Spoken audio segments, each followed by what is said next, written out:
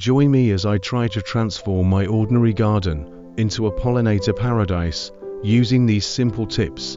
Pollinators, i.e., the unsung heroes of our gardens, are working tirelessly and selflessly behind the scenes to ensure that our plants thrive and flourish. Without them, our ecosystems would be vastly different, and our harvests would be severely impacted and at risk.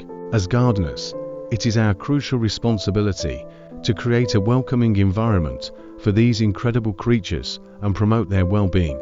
So, let's dig in deeper and explore the truly significant importance of pollinators in our gardens and how we can safeguard them for future generations. Despite our best efforts, several aspects in our everyday lives tend to keep us from getting the desired results when it comes to attracting those valuable pollinators to our gardens.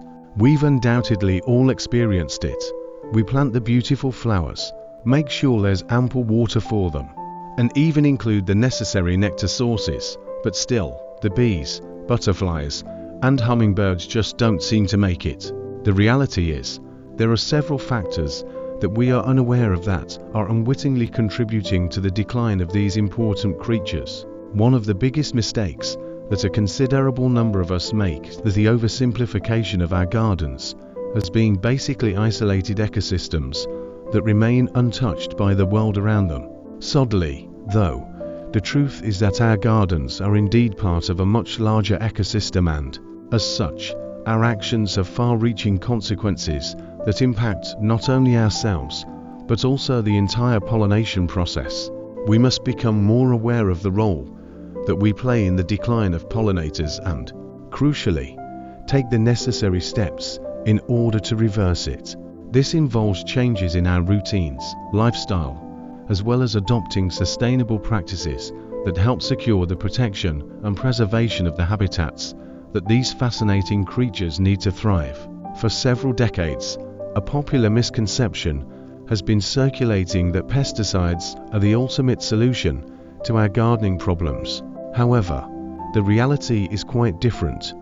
They hold a significant and detrimental role in the decline of our pollinator population. By constantly using these chemical cocktail sprays, not only are we directly harming the very creatures we hope to attract and support, but we're also significantly contaminating our soil, air, and water resources.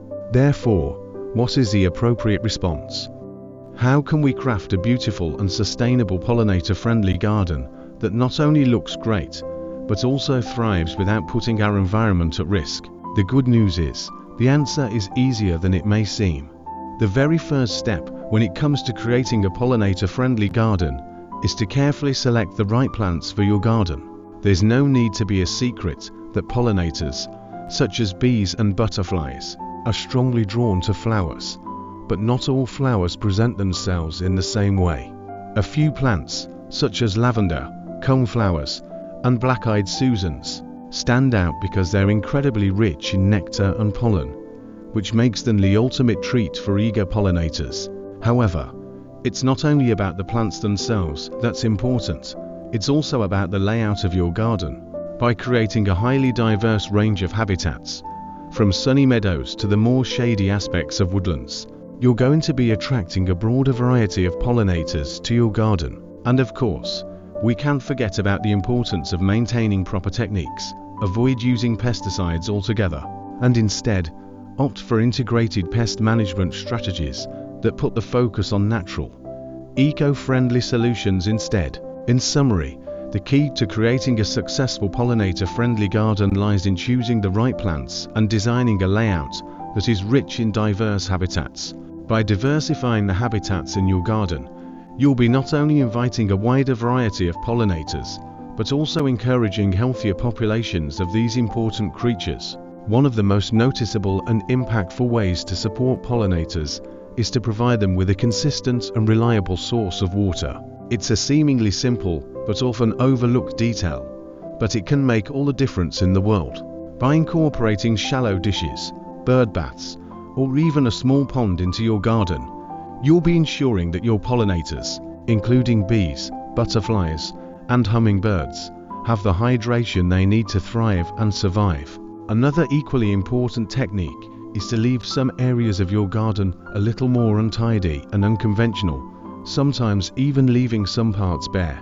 It might seem counterintuitive at first, but by embracing a little bit of mess and irregularity, you'll be creating a welcoming haven for these fascinating pollinators to call home. By designing your garden in an effective way, you can foster a better environment that supports pollinators, so that they can help produce the billions of fruits, vegetables, and seeds that people consume every year. For example, you can create flower-rich, diverse patches of soil that offer a variety of nectar plants and food sources for bees in your garden.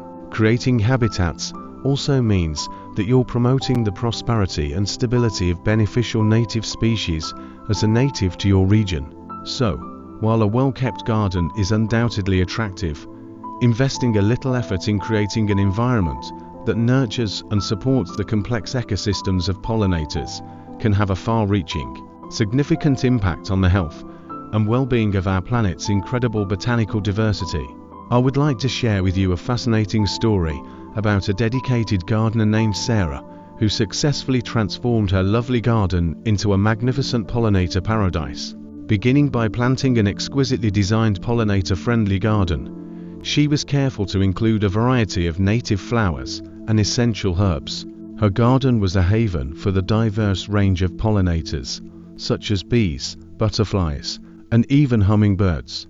With the help of a bee hotel and the implementation of a shallow dish for water, the remarkable results were nothing short of astounding.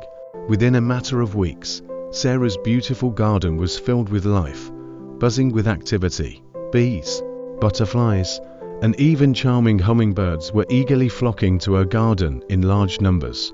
But it was in the sense of community that developed around her garden that truly struck me the most. Sarah began hosting a variety of pollinator-themed workshops, and soon, her garden became a vibrant hub for like-minded gardeners who shared her genuine passion for supporting pollinators. It was a truly transformational moment, and it only serves to illustrate what can happen when we take seemingly simple actions to champion and nurture these incredibly resilient creatures.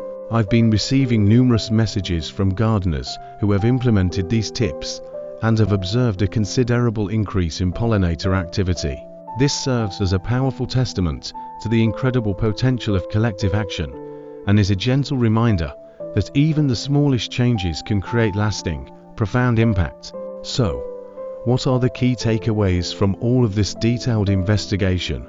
By dedicating time and effort to create a beautiful and pollinator-friendly garden, we're not only supporting and significantly benefiting from the presence of these extraordinary creatures, but we're also contributing in a meaningful and essential way to the development of a healthier, more sustainable and resilient ecosystem. By actively engaging in and promoting pollinator-friendly practices, we encourage the preservation of a diverse range of local ecosystems and contribute to the ongoing success and growth of the entire community. Thanks for joining me on this journey to create a pollinator paradise. If you have any tips or experiences you'd like to share, please leave them in the comments below. And if you're new here, be sure to check out my other videos on gardening for more helpful advice. Happy gardening, and until next time.